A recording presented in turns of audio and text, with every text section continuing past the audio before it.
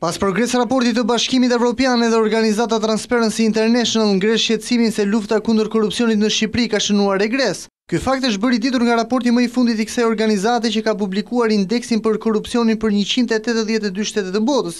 Në këtë dokument Shqipëria renditet në vendin e 95 me 3.1 pikë, 8 vende më poshtë se klasifikimi një viti më parë.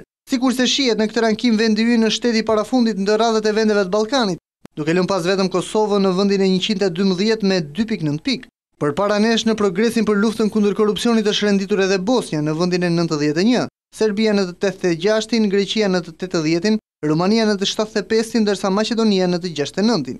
Për të publikuar këtë listë, Transparency International ka monitoruar progresin e 182 shteteve për reformat në sistemin e drejtësisë, si dhe angazhimin e qeverive për të luftuar korrupsionin. Vendin e parë në këtë dokument e mban Zelanda e Re. Ndërkohë në lidhje me këtë raport ka reaguar edhe kryesocialisti Edi Rama në rrjetin social Twitter. Shefi i opozitës ka deklaruar, Shqipëria pikjat në reditjen e Transparency International, vendi më i korruptuar i Evropës, emergjencë për një rilindje shqiptare.